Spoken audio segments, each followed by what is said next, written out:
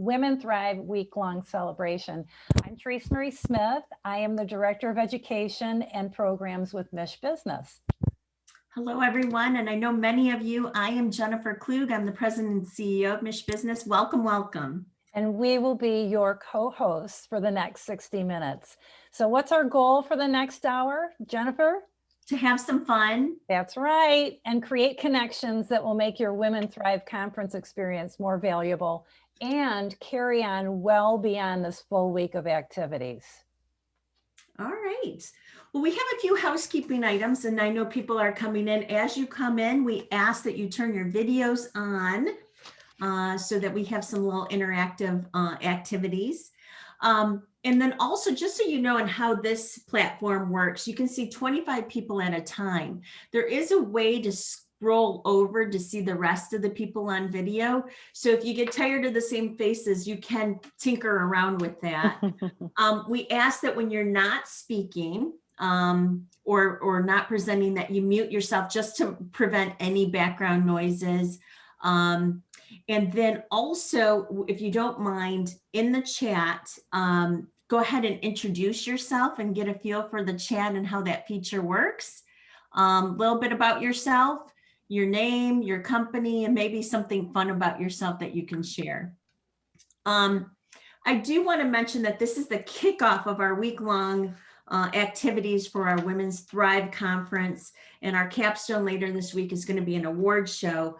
Our sponsors are supporting women in leadership right now, and we just want to take a moment to shout them out and thank them for sponsoring this week. So if you will give me a second here to thank them. If you are a sponsor, just do one of these or say hello into the chat, especially as we call your names. That would be wonderful. Our premier sponsors for the week are Comerica Bank and DTE Energy. Thank you, thank you.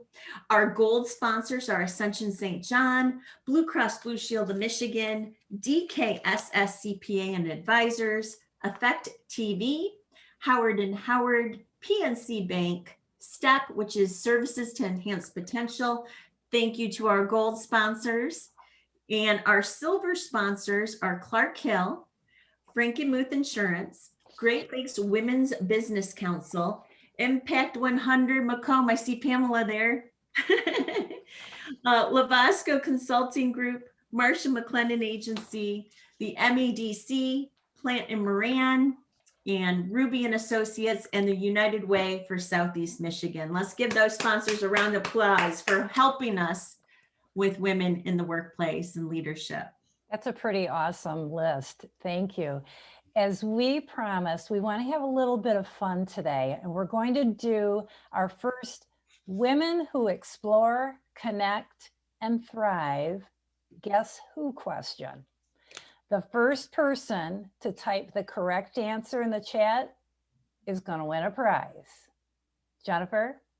Okay, here's the first question of our Explore, Connect, and Thrive Guess Who. Okay, get those typing fingers ready. Who is the dancer, singer, actor, author, and poet who composed and read a poem at President Bill Clinton's inauguration?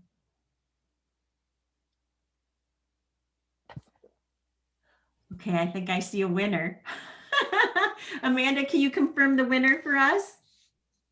Yes, so our winner is Lois Dent. Wave, Lois. The correct answer was Maya Angelou. And Lois, today you have won a $50 Amazon gift card. Congratulations. I think we should give an honorable mention to Pamela for Paula Abdul. I thought that was pretty good. That was a good guess.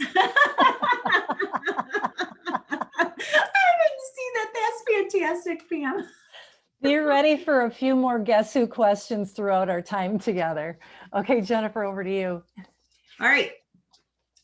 So we're going to start some dialogue back and forth. We have a round table coming up. We have all kinds of fun stuff. So we have a lot of people in the mixer today. And a reminder, if you haven't done this already, go ahead and put your name, your company in the chat, and something about you that you want others to know. and we're going to connect with each other. What I'm hoping is that you see people here and then you go to LinkedIn and you connect with them on LinkedIn as well. For sure. Let's do our second Women Who Explore, Connect, and Thrive Guess Who question. And we're going to get you ready for the round table. Here's the question. You ready?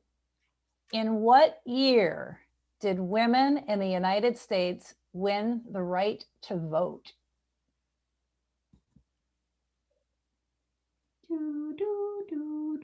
Oh. Samantha and Susie. Oh, so close. Do we have a correct answer yet, Amanda, or someone that's come the closest?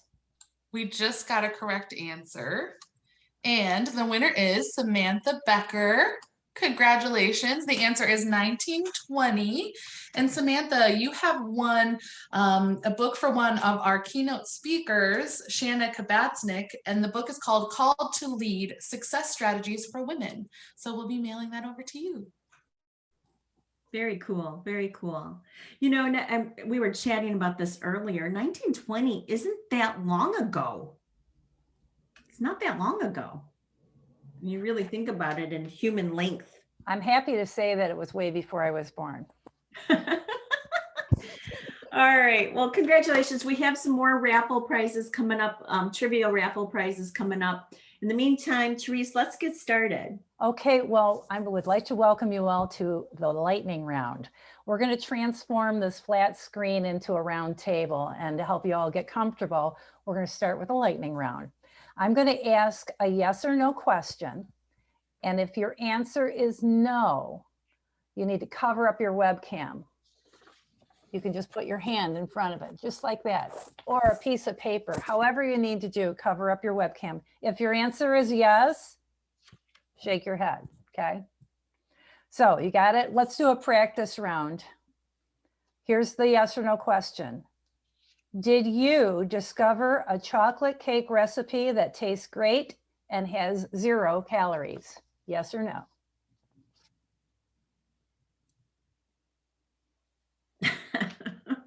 Anne, did you? I want to know, you did not discover that. Okay, Anne's got her no. Okay. I was hoping, I was kind of praying for someone to say yes. All right, good. You got the yes or no. Good job. So if you can all, for those of you that just joined, go ahead and turn your cameras on and we can introduce each other into the chat feature. Go ahead. Go ahead, Therese. Okay, now let's go on with the lightning round. Yes or no? Do I regularly seek new ways to support my professional growth?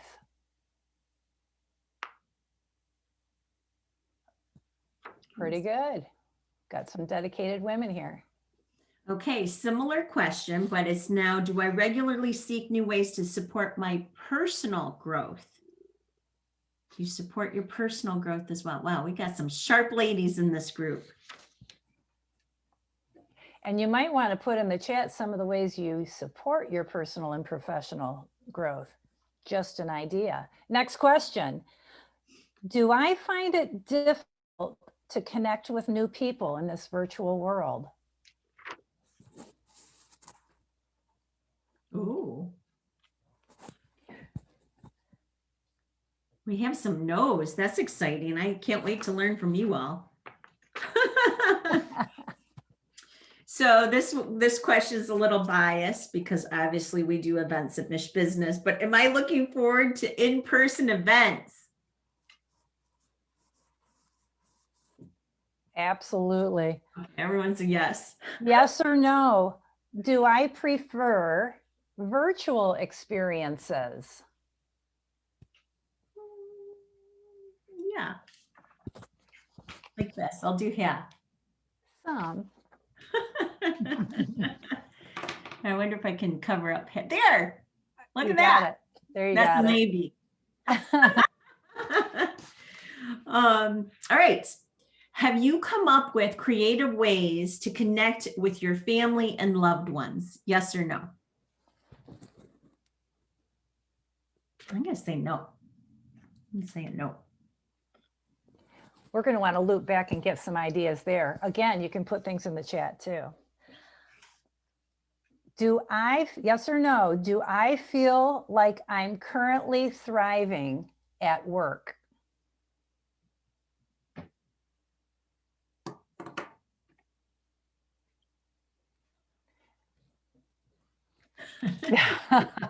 No fair, Jennifer. Oh, all right. How many of you feel, yes or no, that you are currently thriving at home?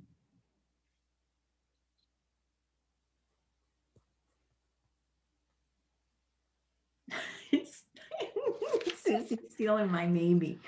And our last lightning round question, does thriving in the workplace look the same this year as it did last year? No. I don't think anything looks the same this year as it did last year. Great job, ladies, especially for all of you brave enough to be on video. Now we're going to open up the floor to our discussion. We want everybody to feel welcome to chime in and share your experiences, your best practices. So please don't hesitate to raise your hand. You can either go old school and raise your hand like this, and we'll call on you, or there's a raise hand function in Zoom that you're probably all familiar with. That way you can add to the discussion. Also, as we're talking, if something pops into your head, feel free to add it to the comments or to the chat. If you have comments, if you have resources or links, just go ahead and throw it into the chat. So let's get this roundtable started, Jennifer. Sure. So virtual connectivity has been a topic that we're hearing a lot about in our board meetings and throughout our discussions, our conferences, our training and education. And some people are thriving and figuring it out, and virtual networking, virtual connectivity. Others find it very challenging. It's not their thing. They're struggling to pivot and find a way to network with others. Have any of you found a way or tools or resources or software to connect with others for professional reasons, meaning virtual networking, like a virtual mixer like now is a good example of it. What's out there that you find is effective for you right now for your career path? Anybody have any ideas? Hi, can I say something? Sure.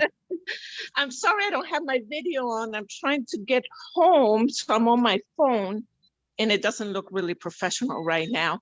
I'm actually going to be speaking on this on Thursday. Wonderful. I'm doing virtual networking is the new normal. So Wonderful. I would Could love, you give us a little teaser. Give us a little teaser. I'm gonna. That's what I was. So I would say you can still use what you were using in the past, because now you have more people online than you did before, right? Because everybody's focused online. So one of the things that works very well, especially women in business, is LinkedIn. But here's the thing, it's how you do it, right? So a quick, easy tip is don't connect with someone and immediately send them a pitch. And I'm sure, hey, Therese, I can see you, you're smiling. I'm sure a lot of us have experienced that. Think of virtual world like an in-person world. So if you're going into LinkedIn, look for people that could be great prospects or possible referral sources and start engaging on their comments. So then you're building a relationship, which then helps you create that space where you can invite them to a conversation. I hope that made sense. It does. It's slower and steadier than a, hey, here's who I am and here's what I do, and sell. I get so much on LinkedIn. I ignore it, and it's actually kind of annoying, right? Yes. Pamela is having Pam, I'm going to go to you because I see you in the chat here. It looks like you're having some success with old school phone. Are people answering their phones right now? I'm not getting any voicemails. What's going on with you? I find that, you know what, people I haven't connected in a while, I'm feeling like disconnected from, I'll just pick up the phone and call them, and I'll get and either one, I'll leave a voicemail message that is basically saying, hey, I was just thinking about you and we haven't talked in a while. I hope like your family and you have been safe and healthy. And what I find is I will get a call back because I'm sure it's like, oh, if they don't recognize my number, but when they do get the voicemail message, I'll get these calls. And, one was like, oh my gosh, I was just thinking of you the other day. Yeah, and so just putting it out there, not expecting a call back, but just saying, hey, I was thinking about you. We haven't chatted in a while. And I'll get that call back. And it actually makes my day, when I get that call and someone just goes, hey, I was thinking about you. Haven't talked in a while. So just letting that voicemail out there. I know that's not popular anymore, but when people do finally pick it up, I find some are reaching back and just saying, hey, it's pretty cool to hear their voices again. Yeah, and that kind of goes hand in hand with the well-being in the workplace. And I know us as women, we do a lot. We do a lot. And for someone to just reach out and check in on you, that says a lot. It's not a sale, it's a relationship. And I don't know about you all, but for me, I'm finding that with clients and with the community, there's a affinity for people more so now in the digital world than there was before. There's a stronger connection with the people that I don't know if anybody else has seen that either. How about anybody else? Any other good practices around connecting with people as far as virtual networking? I really liked what Shanna said about changing your mindset about LinkedIn and online as if you are going into an in-person meeting, to really treat it with that same mindset. You wouldn't be at a networking meeting and immediately start pitching somebody. You'd ask, how are you? This is who I am. So I really liked that idea. Cool. Anybody else want to weigh in on this?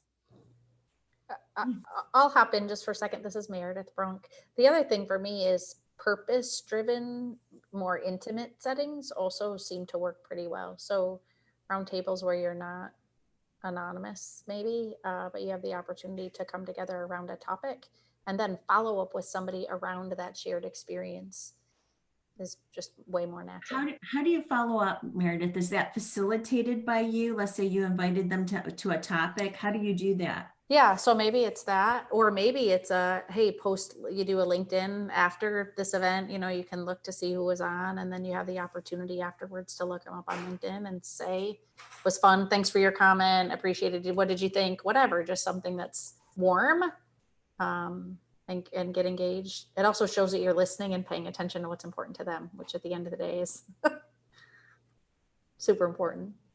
Great. It looks like Leslie has her hands up. Thank you, Meredith. Good to see you. Hi, everyone. Leslie Delgado. Meredith, I was right on the same track that you were on with that. But just, I guess, to take it one step further, what I've done, I think, is put myself out in different situations that I normally wouldn't have in the past. So I have been able to attend different events or different coffee meetings or things that I probably wouldn't have in the past, where I just wouldn't have had the time to do some of that. But I always make it a point to find at least one person that I connect with there and start developing a new relationship with that individual. So I make it more about a personal connect, and there's just something really healthy that I find that's been coming out of that. And so my network has continued to grow, and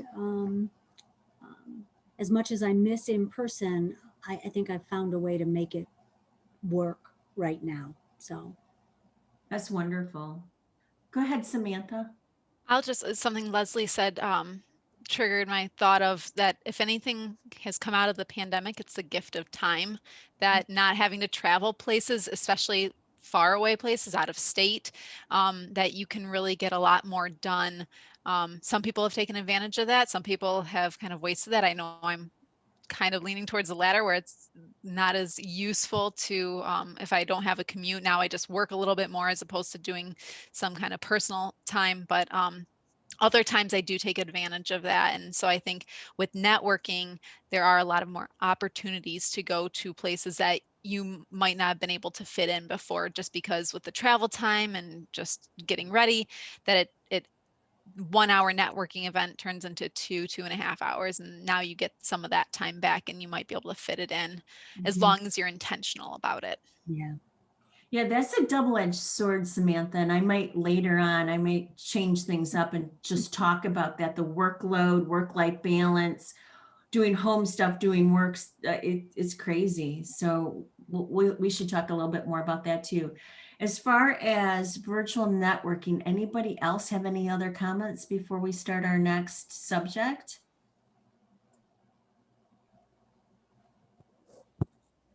Right, Therese? Well, I think our next, Susie, did you have something that you wanted to Oh, share? I was just going to say, I put in the chat that I've done some virtual happy hours just to kind of mix it up a little bit. It was fun, it was just kind of getting people out of their norm and, getting people to have a little bit of fun as opposed to just being so serious. So. Thank you. I think So that, I'm sorry. I was going to say, I'm dying to say stuff about this, but I'm going to be quiet so you can come on Thursday, because this is so exciting to hear you all, which is why I wanted to do this, because I want to understand more of what you're all needing so that when I deliver my topic, it aligns. But this is super exciting. So I'll keep my mouth shut, but I love this topic. You know what we'll do is, Amanda, if you could put in the chat the link to the agenda so that people can sign up for that session, that would be great. for sure. And I think our next question segues very well with what Jennifer had mentioned about this idea of work-life balance. That's what they used to call it. Then it was work-life assimilation. Now it's work-life blend. And I think pretty soon it's just going to be work.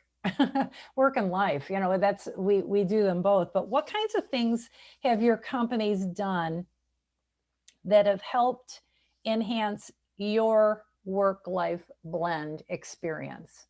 What are some of the programs, initiatives, ways of doing things really promote a blending of your work and your life?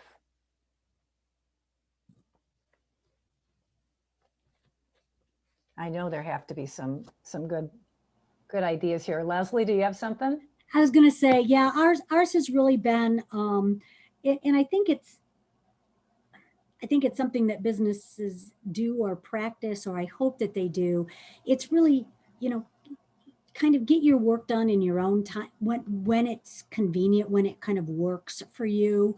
But my team, we are now, our full time is 30 to 40 hours. So if you're done in 30 hours, you're done for the week. You can be off of the clock.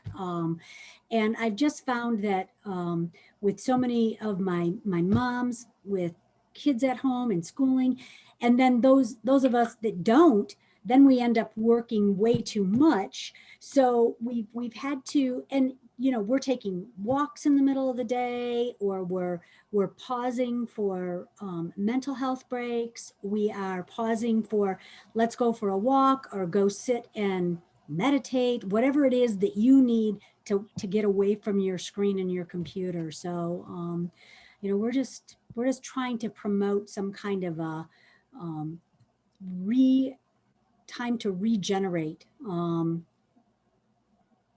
people's hearts, minds, souls, the whole person. So I have a follow-up question for you, Leslie. As the leader of your organization, how are you modeling that behavior? So I'm pretty, sometimes I'm better than others. And I think part of the reason that I even brought it up today is because yesterday, Mother's Day, right? I'm sitting here going, okay, what are you not doing? What is it? Why are you tired? Why are you so tired? And some of it was that I haven't been out walking because I've been irritated with the weather, and it's like, you know what? Nope, I'm changing that. I shifted all my morning appointments from 8 a.m. starts to 9 a.m. starts. So I can now go out and, walk for 45 minutes in the morning just to get my brain working and my body working and my mind working. But I'm also taking some classes, personal classes, just for personal growth. And so I carve out time during my week to do those things, Therese. And I really encourage my team to do that. I mean, I will pay them, and I will pay for the class. I will pay for them to do these things because, or if it's volunteer work of some sort, because I just think that the return on investment is huge from what I see from my team. And I get it back tenfold. I really do. I get it. I always get it back because they are so thankful to have the opportunity to do these things. So. Yeah. Thanks, Leslie. Denise, did you want to expand on what you put in the chat? You're encouraging people to take breaks, to walk. What does that look like? Well, so our organization is really concerned about our health, and they encourage us to just get out and go walk, take that break, providing us with, healthy menus, trying to make sure that we're taking that time because we all are working a lot, that's for sure. For sure. Thank you. Lois, you had put in there about not having meetings before 8 a.m. or after 5 p.m. and from 12 to 1. How is that working in your organization? It's working out really well. I have to say, it's very rare that it doesn't work for me. In fact, I went back in and changed all my meetings because we were working through lunch. So I make sure as much as I can, I don't do it. But it really makes a difference because I was skipping lunch. I wasn't, just really taking care of myself because you can just sit there and plug in and work and sit. And I get a chance to go out and take a midday stroll, and I see my neighbors out there. It's just really nice. So I was so glad they implemented that. It really helps. That's great. Denise is asking everybody to meet with her at 7 o'clock to play golf. So just FYI, if you want a 7 a.m. tea time, contact Denise. Weather permitting. I mean, it's too cold right now, but. One of the things that I have to say to brag on our organization, there are a lot of different things, and that's what I think is the key. Not every sort of work balance activity or initiative works for everybody. And so I like the fact that there's stretching for people who want stretching. There's group workout for people who want that. There's walking Wednesdays for people who want that. There's a wellness Olympics for people who want that. So there's something that people can pick and choose from rather than having to do the same thing. Other thoughts? Samantha. So I put just the basic in the chat. We have a work flex committee, and that's been something we've had for a long time at our company. And there's different champions from each office that kind of help come up with new ideas and then disseminate it to all of our offices. But then they started a subgroup of that when the pandemic hit to come up with ideas of, okay, virtually, how are we going to, and related to the pandemic, what can we do to help people get through this? And I had to write them down because there were so many things that popped up. Our firm offers what's called an alternative work arrangement. So if you need to work less hours than a full time or different days or have some kind of different structure, one of them was if you had to work from home 1 or more days a week, any of those options would be an alternative work arrangement. They, during the pandemic, said, okay, if you need to do that for instead of a year long or a extended period of time, if you need it for a month or a couple of months, we'll offer that. Whereas before it had to be about a year at a time. So that gave people an option for if kids were home from school that they could then be more flexible and reduce their hours for a couple months. They gave an additional stipend to people who had to pay for childcare because of the pandemic and because of kids staying home from school. They do wellness classes that they have yoga, or I think it was chair yoga, some stretching. There's one that's coming up that's like sweat and stretch, where I will probably have to change into workout clothes because I'll probably start sweating from that one. But just once a month, half-hour sessions to break up the day online virtually. So to mix it up and just encourage that wellness all around. And then the Friday before Memorial Day, they're giving the entire firm the day off, and they're encouraging everyone to not do any meetings, not do anything, do something fun. They did it once in the fall as well, and it went over really well. That people liked not having to take their own day off. We have unlimited PTO, so that wasn't the issue. But when you take a day off, you come back and your email is just blown up because everyone else still works and you're off. So you come back and you have all these emails you have to catch up. Whereas with everyone taking the day off, it's like a weekend. You come back and more people kind of tend to feel refreshed and not as stressed out about taking the time off. So there was a couple other things they did too, but those were the few that stuck out to me that I think really resonated well with a lot of people in the firm. Great. Thank you, Samantha. Wendy, I want to go over to you because you mentioned that you're doing 4 10-hour days versus 5 8-hour days. And you say some hate it, some love it. How are you keeping your finger on the pulse of that? Well, we really got to do this. The scheduling really has to be, the person who's creating the schedule, we have 100 employees trying to bake and, in the bake house. So, but my daughter, I have a lot of young people in the HR department, and they're telling us, listen, people don't want to work 40 hours anymore. All the old school people, we're all like workaholics working 50, 60 hours a week. Young people don't want to. And I'm finding that me as the old people in my group, I don't want to work anymore. Since COVID, I'm just realizing how darn exhausted I am. I don't think I was realizing how tired I am. And I think now that we've had this last year, year and a half, how long has it been? 14 months that we're moving slower. We're taking more time. And then we're able to actually feel just how darn tired we all are. So yeah, even the young people who don't have 30 or 40 years under their belt, they're telling us, heck, work isn't going to be our whole life. We need more time off. So they really enjoy the 3-day weekend. And that's what the young people are telling me at work. We don't want to be like you guys, be workaholics, I'm with you, Wendy. I'm with you. Yeah. First, I have a question. So who made up that 40 hours is the right number anyways? Right. Where did that come from? Okay. Right. That's Question everything. That's the kind of questions I get from my millennials all the time. Like, you guys just made this up. Like, who said that, I'm like, you're right. Who made this up? Who said that was right? Why isn't 30 hours okay? Why isn't that full time? Yeah. Right. So I've always told my employees, learning lean manufacturing and even in the office or whatever, just lean, if you can take your 8-hour day and get it done in 6 hours, I'll pay you like 7, it was and I always question people too. Like you say, who made the 40 hours? Yeah, we should question everything. And when people say, no, I need to work 40 hours, I need the money. I'm like, why don't you just work 30 and ask for a raise?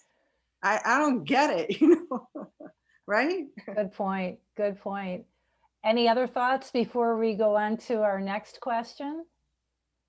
Can I have one extra shot? I don't know how many here are entrepreneurs or work for yourself. Well, a lot of you are running your own business, but something that I found works also is a timer, because you asked about tools, and we get distracted or focused, and we're in front of the computer and we're busy and we're doing a program or project. But at least with my brain, at about 40 or 45 minutes, I start thinking of other things. I start losing focus. So I have a timer, and it's like a little beep beep alarm, and it reminds me to stretch. So I get up, I stretch. If the day is pretty, I'll take the dog out for a walk. I'll take a drink of water. And that also helps you. Someone mentioned when you're networking, you can literally sit in front of the computer and network 8 hours a day. So that also can help you when you're networking. Make sure you give yourself time in between events where you can walk, because we no longer have the drive time. So we don't have the downtime to go into an event and coming back. It's too easy to jump from one to another. So that little timer, I know it might sound really simple, but it works. It's a reminder. I love that. And, just to use your example of stretch, can you see my Post-it note? It says stretch. I don't even see this anymore, but a timer I would hear. So I love that idea. That's great. All right. One last thing before we go over to you, Jennifer. I see that Samantha was talking about unlimited PTO in our HR peer groups. People are talking a lot about unlimited PTO. It is definitely something people are offering now. Okay, Jennifer, over to you. All right, wonderful. So you put your stickies up here. Here's one of mine. Give yourself grace. And this other one, ready this? Embrace the suck. Oh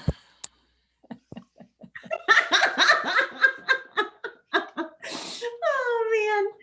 I'm going to ask my team. We have 2 resources at MichBusiness for you that I think would really be relevant for this discussion. One is our workplace wellness and well-being guide. So if we could put that link into the chat, as well as our culture building and team bonding guide.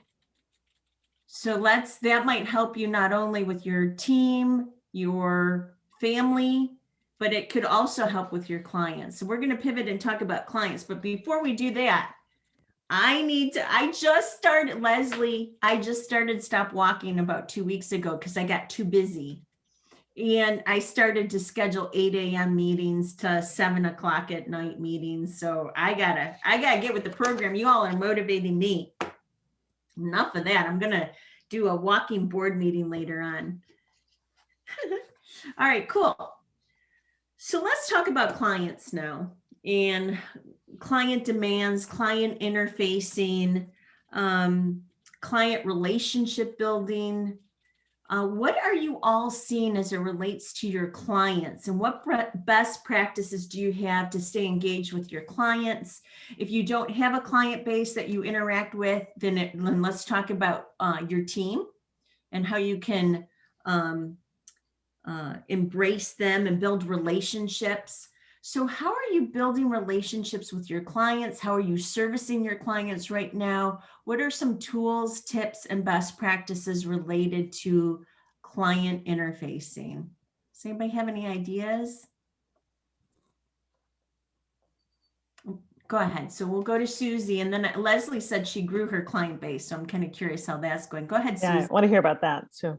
No, so when the pandemic, we were in the throes of the pandemic last summer, we got together, our staff got together once we were kind of allowed to do that by the governor, and we made up welcome back kits for each of our clients and mailed them a little package that had just some fun stuff in it, just to tell them that we missed them and that we hoped they were well. And we looked forward to gathering with them again or meeting them face to face when it was, appropriate to do so. And we got a lot of good feedback on that. It was just kind of a way to reconnect with people because we felt very disconnected, after weeks and weeks and weeks of total lockdown. I mean, it was great because our staff got together. And, we were very careful about that, but we packed these little kits, and it was basically a little organza bag, and it had a package of flower seeds, forget-me-not flower seeds, a chamomile tea bag, and a tiny little hand sanitizer. And just you could put in your pocket or in your purse or something. And we tied it up and put a really nice little note card on it, and mailed them to each of our clients. So that was kind of a fun thing. We got some good feedback on it. You're muted, Jennifer. Sorry, one of those boom boom cars went by and I didn't want you to hear the boom, boom, boom. Sorry about that. Leslie, you said that you grew your client relationships and what did you do with your clients to keep them engaged? And then you got new ones, and then how did you engage them digitally? Yeah, Jennifer. So I think, so I'm going to answer the second question first, which was really kind of that continued growth of business and new business relationships. I've always been a big advocate of networking and working with my network. My network is my biggest resource of referrals for new customers. I can honestly say I 95% of my business comes through a referral of some sort or another. So I actively engage in my network and make sure whether I'm having, so I do a lot of, virtual coffees right now. I do, but I ebb and flow through that too, right? I mean, so sometimes I get really tired of Zoom. So I pick up the phone and have, somebody was saying the same thing, pick up the phone and have a conversation. I just do what I can tell that intuitively makes some sense for me on how I need to connect with people in that moment. Whether it's Zoom or not. New customers, though, I'm engaging definitely through the Zoom platform. But I gotta say, I'm going to be fully vaccinated on Monday. I'm 2 weeks out. I am starting to schedule time out of the office, and that has it's given me a lift to think that I can now go out and meet with people that are also vaccinated face to face. I'm really comfortable with that. And I wouldn't have been a year ago. So it has been a year of real change there. Engaging with clients is the same way, right? Some of my customers, I know them. I know them well enough to know that they want a phone call. Some want a Zoom meeting every time. Some want me to come in person. And so I've just kind of worked with them on what they were comfortable with. And I've managed my relationships that way. So Thank you. to me, Thank yeah. So what are the rest of you seeing? What is the mood of the clients right now? Are they buying? Are they not buying? Are we still in a holding pattern? Are we shifting priorities? What's going on with our client base right now in developing relationships? Anything client related? How's that going? Go ahead, Samantha. I think so. I work in tax and tax compliance, tax consulting, and I would say for the most part, I sit at my desk, which is by choice. I know there are a lot of tax teams that go out to the client, but I've pretty much been in the office most of the time, even prior to the pandemic.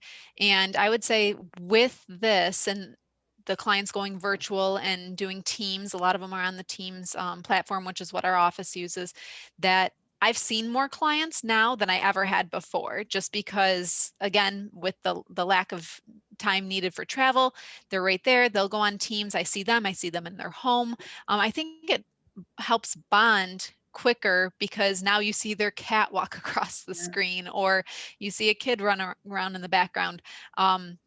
So I've seen them more. I've gotten to know them a little bit better just because of those personal things that pop up.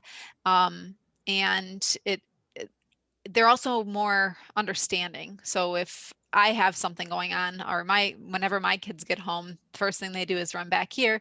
So usually I kind of plan it out. If it's a client that I know will understand, I'll let them come in and say hi. If it's not, I lock the door and text my husband really quickly, don't let them back here.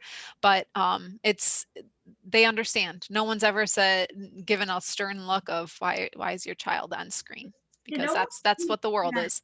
That scariness of your client is like a superhero that you have to meet their expectation and needs completely out of the equation, where you're now person to person.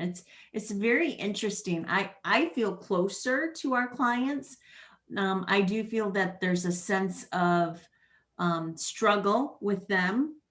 There's still a sense of struggle, but there's a lot of hope and forward thinking now than backwards thinking. Anybody else have any other thoughts related to client interfacing and client needs right now? I see Heather shaking her head about that. Did you have something to add? Just the story of my life every single day. Texting my husband, texting the sitter, keep everybody quiet for 5 minutes, just 5 minutes. But I would agree with that. There's a human element that's definitely come through on this that is different. And I think a handful of my clients would rather talk to my kids on the meeting than me, potentially. Yeah. And I'm up in the Upper Peninsula of Michigan, and we've had, it's a little different. I mean, I'm going to say we have a lot of clients that feel very strongly one way or the other.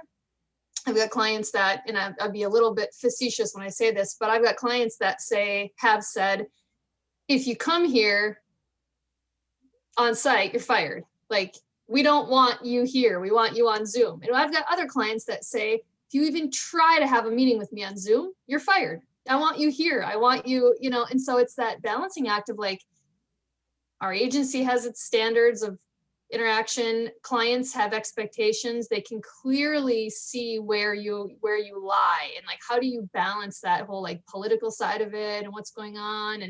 And that's been my biggest challenge. It's not answering your question, but it's my biggest challenge in like maneuvering that this last year.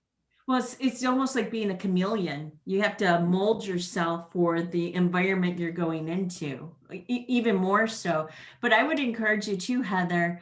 A lot of companies that I have seen and I've interacted with, they actually encourage, it's like bonus points if you see a pet or a child, that's a good thing. It's not a bad thing. And I always get nervous as a mom seeing other mothers out there or other women stress out about their kids coming in, even in our internal meetings. I'm like, no, this is fine. You want to put them at ease, because we've all been there. There's somebody that's going to distract, or the doorbell rings or something. Please give yourself grace on that one. I am going to throw it back to Therese now. What else should we discuss today, Therese? Well, we're hearing that 1 in 5 women are leaving the workplace due to either caring for children or loved ones, or just taking on new roles within their home. What is one life hack or some tools and tactics that you've learned that help you at the new work-life blend? And I just learned what a life hack was. You know what? I'm 59. I don't know these new cool terms. So a life hack is, I guess, tools and tricks and tips, right? So we want to hear from you. What are you doing or what are you seeing your people doing to make their life and work blend with all these new struggles? I'll start. I have one that I love to preach about is conference calls, or we have trainings, sometimes a couple hours long. I love to do mindless tasks. Some are productive, such as doing the dishes. I'll either put it on my phone or I'll take my computer with me into the kitchen. I'll have my headset on so that I can really hear everything and not have the water drown it out. But I'll do dishes, I'll do laundry, I'll go around the house with my computer, or I'll stay at my desk and I do projects like I finished crocheting a blanket. I have something called Diamond Dots that's behind me that I'm almost done with. I've been working on it for 2 years. I got it for Mother's Day 2 years ago, and I'm almost done with it. And if you don't know what Diamond Dots is and you like crafts and just doing little art projects, it's these little beads that you put on a picture, and it's like a paint by number but with beads. And it's like a 2 foot by 3 foot picture that I'm doing. So I tell my team now when I'm doing it, because we'll be on a conference call and I'll say, oh yeah, I'm grabbing my Diamond Dots, because if I'm not doing that type of stuff, I'm checking my email, or I'm just answering this one message that someone sent me, or I'm just going to look at this one return. So I get distracted very easily. I'm a very visual person. So for me, the crocheting, the Diamond Dots, the doing the dishes is the visual part. And then I can actually focus on listening. And just before the pandemic hit, I actually took my crocheting into a training, a day-long training at the office, and I was crocheting next to one of the partners that's looking at me like, what are you doing? But that's how I focus. If I'm not doing that, my mind is starting to wander and I'm not really paying attention. So that's my personal life hack that I'm going to forever do. And people might look at me strange because I'm crocheting in the middle of a big seminar or training, but that's what works for me. That's really good self-awareness, really good. We have a few more minutes for some other life hacks, and then we got a couple of our new, our who's who, guess who questions coming your way. So what other life hacks? Speed round on life hacks. Jennifer's got something here. She's in South Carolina, taking advantage of the weather and meeting people outdoors. I've got these headphones in 8 to 9 hours a day. I'm constantly in meetings.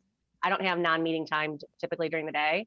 So I increase my Wi-Fi capabilities. So now I can sit outside in the backyard, run around with the dogs, have the headset on, have the computer there. I've got it set up so I can like see no matter where the sun is. And it gives me at least that sort of like ability to be in nature.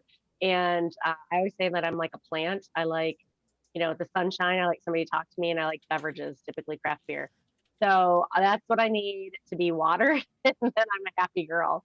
So it's just an easier thing for me because I'm just never going to get out of these meetings. It's just, I can't. Like, I wish I could, but it's just not a realistic expectation. So I might as well figure out the best way to like deal with them regularly. I like the idea of take people for a walk. You could take your clients for a walk with you. Any others? Jennifer, over to you. All right. I've gotten addicted to TikTok during COVID. It's really bad. And I bought like, I don't know, 20 little things. They're nothing expensive, but I use all of them. All the stuff I see on TikTok, I'm like, ooh, that'd be fun to have. I bought them and I use them. I'm bad like that. So I have an Amazon TikTok addiction. Oh.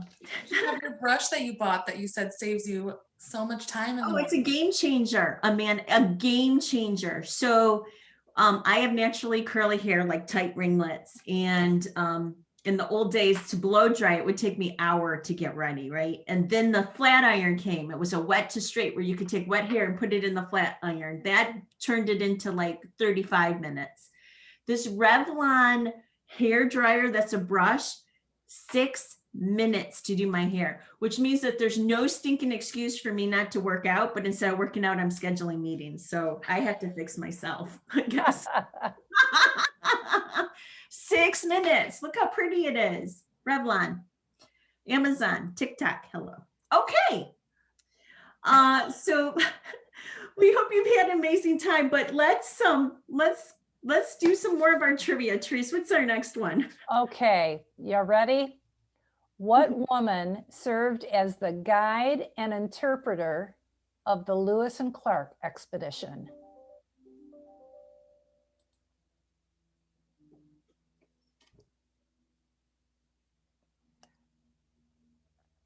We have a winner chicken dinner, Therese. Yeah, we do. And although it's not spelled correctly, it's the right answer. Samantha, can you say her name? Sacagawea. All right. From Night at the Museum with Robin Williams. It's the only reason I know. Awesome, Samantha. Well, you won our second $50 Amazon gift card. So congratulations. Okay, I got the next one here. So what woman sang the chart-topping song about a ship that hit an iceberg? And here's a hit. Who sang that song? Very good. Who won that one, Amanda? I don't see who came in. It was fast. It was, they all came in at the same time, but Heather, remember that video? you got it. Necklace and she goes like this on the high note. I'm going to be doing that all day now. The reason I know that, and I barely made it in there, but it's because I had to play that song for my cousin's wedding on the piano. And I played that song 150,000 times in my life. I played it that many times.